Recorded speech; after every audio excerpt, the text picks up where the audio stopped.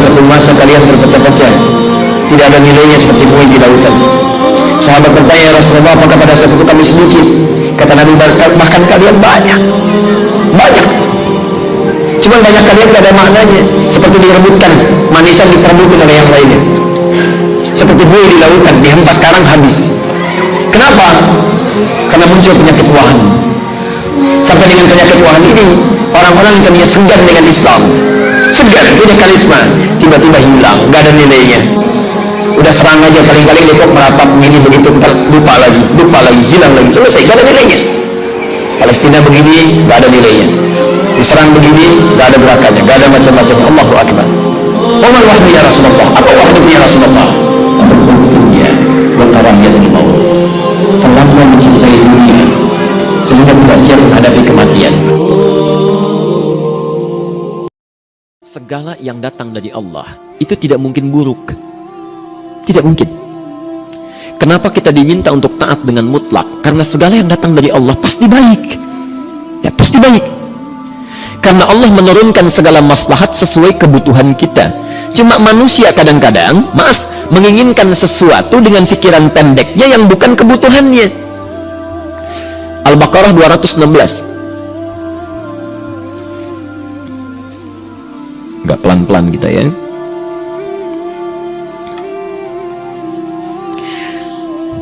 Bapak Ibu kalau diminta milih, pilih motor, pilih mobil. Pilih motor, pilih mobil. Kalau sebagai manusia biasa pilih motor, keterlaluan itu.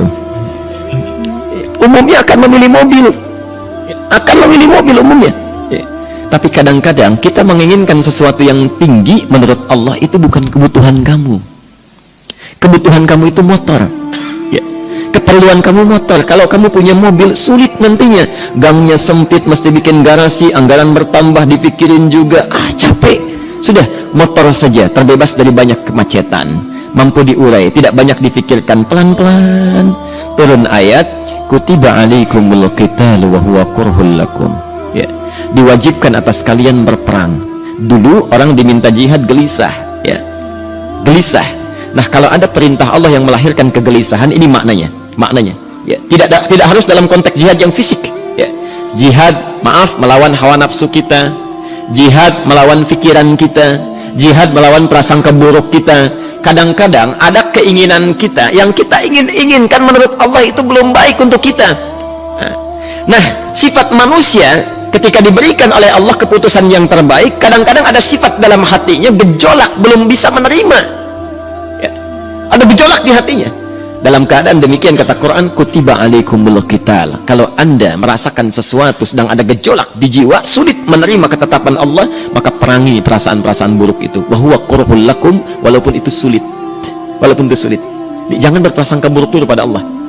Ayat yang indahnya, perhatikan kalimatnya. Asa an takrahu syai'an fa huwa khairul lakum. Boleh jadi Anda tidak menyukai sesuatu, di balik itu ada kebaikan-kebaikan besar yang Allah sedang rencanakan. Karena pikiran kita pendek, maunya sekarang saja. Tapi subhanallah, Allah sangat panjang, tidak ada batasnya. Allah memberikan maslahat sampai kamu meninggal, ini maslahatnya. Kamu berpikir sekarang saja. Wa asa an tuhibbu syai'an wa huwa syarrul lakum. Sedangkan boleh jadi di balik yang kita sukai ada keburukan yang sedang menunggu kita di depan ini, kamu tidak tahu. Ya. Apa logikanya? Wallahu ya'lamu, Allah tahu masa depan yang akan terjadi menimpa kita, wa antum la ta'lamun, sedangkan kalian tidak bisa membaca masa depan. Ya. Saya punya adik perempuan datang lalu meminta doa. Kak, saya ingin tes katanya, ya, di salah satu bank, kemudian sudah pada tahap akhir yang menurut hitung-hitungan manusia dan perkiraannya insya Allah lulus, karena tidak ada alasan apa-apa lagi untuk tidak meluluskan. Baik, bismillah, kita berdoa, tapi doa kita seperti dibimbing oleh Quran, tidak minta dunia saja, ya. Jadi dunia baik, Al-Baqarah 201, Rabbana atina fid dunya wa fil akhirah, ya. Dunia minta baik, akhirat minta baik. Tapi aturan dunia dan akhirat ini jangan disebandingkan, rugi. Dunia itu kecil, ya, akhirat lebih besar. Dunia itu kecil. Makanya diatur di Al-Qasas, ya, ayat 77 sampai 78 itu aturannya, wabtaghi fima atakallahu daral akhirah wala tansa nasibaka minad dunya. Minta seluas-luasnya akhirat, tapi dunia jangan berlebihan. Ya. Sekedar mencukupi kebutuhan kita saja. Ya. Pakaian, Bapak Ibu sekalian, ya, kita beli pakaian sesuai kebutuhan saja, jangan berlebihan. Ya. Cukup ketika kita akan sholat, layak, indah dalam pandangan Allah. Ketika kita akan bermuamalah, bagus, tidak mengecewakan orang lain, sudah. Maka waktu selebihnya, ketika kita mencari sesuai kebutuhan, waktu selebihnya bisa digunakan untuk memperbanyak ibadah. Tidak banyak energi terbuang, uang juga terbuang, tenaga juga terbuang. Bayangkan kalau keinginannya macam-macam. Wah, ingin baju terbaru, ingin tasnya Hermes, mereknya dari Paris, sekarang juga mesti dibeli. Wah, uangnya sudah 400 juta keluar, tenaga mesti keluar, beli tiketnya macam-macam dan sebagainya. Habis waktu untuk mengejar dunia, ibadah tertinggalkan. Rumusnya dunia itu secukupnya saja.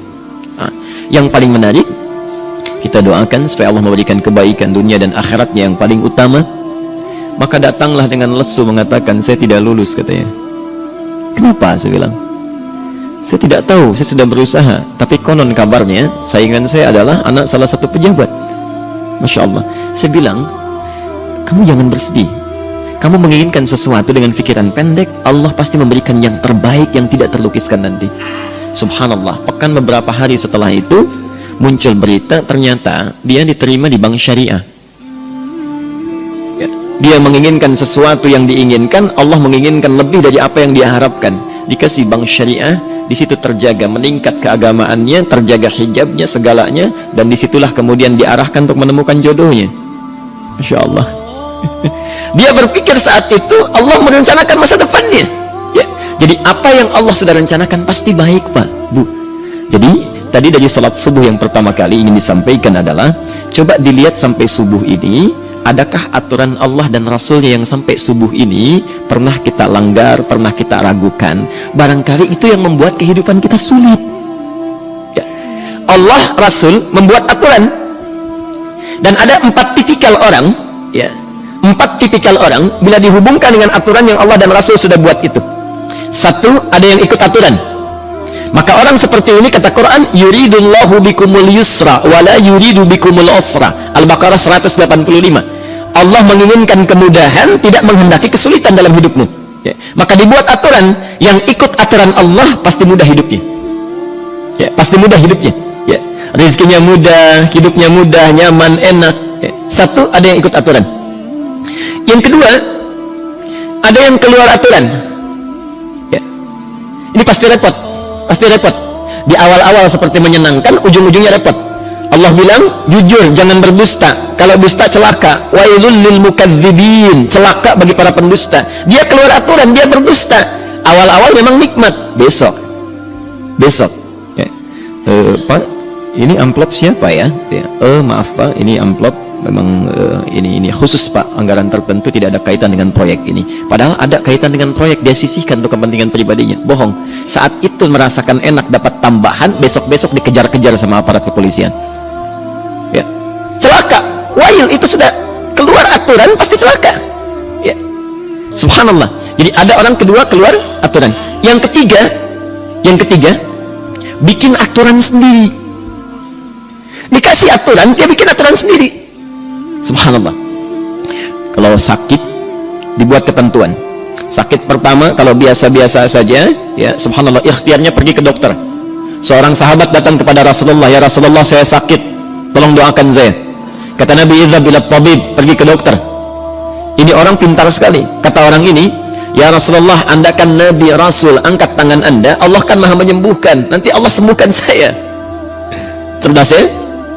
Tapi subhanallah, Nabi harus lebih cerdas, dapat bimbingan dari wahyu. Pergilah ke dokter, karena kesembuhan yang telah Allah tetapkan dititipkan di tangan para dokter. Masya Allah, pergi ke dokter. Ya. Itu rumus pertama. Nanti kalau dokter sudah pada hand up, ya, angkat tangan, tidak mampu menyembuhkan, itu tandanya Allah ingin langsung menyembuhkan tanpa turut campur makhluk yang ada. Maka kaidahnya akan berubah nanti, ya, dari kaidah biasa kepada kaidah Al-Anbiya ayat 83 sampai 84. Itu aturan yang menyembuhkan langsung dari Allah Subhanahu wa ta'ala. Tapi kalau Anda sakit, perginya ke dokter. Ya. Cuma ada manusia bikin aturan sendiri. Sakit, pergi ke dukun. Ya. Dukun nggak bisa, pergi ke paranormal. Dirinya pun sudah nggak normal. Makanya disebut paranormal, karena nggak normal. Ya. Tapi didatangi juga gitu, bikin aturan sendiri. Karena itu jadi lebih sulit hidupnya. Ya. Doa minta pada Allah kan sederhana. Ya. Doa nggak bayar, nggak ada macam-macam, masya Allah, gampang sebetulnya. Ada kekeringan sekarang kan, banyak kekeringan ya, banyak kekeringan. Dikasih rumus, subhanallah, dikasih rumus yang tidak perlu pakai biaya, meluangkan waktu, itu pun berpahala juga. Dunianya dapat, akhiratnya melimpah. Ya. Dikasihlah salat istisqa, masya Allah, tinggal minta, memohon kepada Allah. Salat, mengangkat tangan, mohon pada Allah, subhanallah. Manusia tidak bikin aturan sendiri. Digarami saja. Orang garamin sayur, dia garamin awan. Cari biaya miliaran, terbang pakai pesawat. Kalau Allah tidak berkehendak, ya sudah. Ya. Ayo silahkan, berapa biaya yang mau kamu kumpulkan, tenaga yang kamu kumpulkan, silahkan aja. Ya. Yang ini hujan, bikin kering lagi di sana. Sana hujan, bikin kering lagi di sana. Mau sampai kapan? Ya. Dikasih yang gratis, tinggal muncul. Cuma manusia bikin aturan sendiri, ya susah hidupnya. Itu yang ketiga. Yang keempat, ada orang nggak mau diatur. Allah bikin aturan, dia nggak mau diatur. Ya, masya Allah, ini yang luar biasa. Inilah yang fasik. Fasik itu keluar dari aturan, menyimpang, tidak mau diatur dia. Ya, tidak mau diatur. Karena itu Bapak Ibu sekalian, dari ayat yang pertama ini, ya, mari kita evaluasi sampai dengan hari ini subuh. Dari ayatnya memang sederhana, singkat, padat, cuma satu ayat. Tapi meminta kita untuk melihat, sudahkah sampai hari ini taat pada Allah dan Rasulnya? Yang kedua, ketaatan kita apakah selalu ragu atau sudah melahirkan keyakinan yang paripurna? Ya. Yang ketiga, pelajari aturan-aturan Allah terkait kehidupan kita, aturan sholat, aturan muamalah, ya, aturan beraktivitas, aturan berumah tangga. Pelajari itu supaya mendapatkan kemudahan. Biasanya kesulitan didapatkan karena kita belum mengenal aturan Allah dan Rasulnya.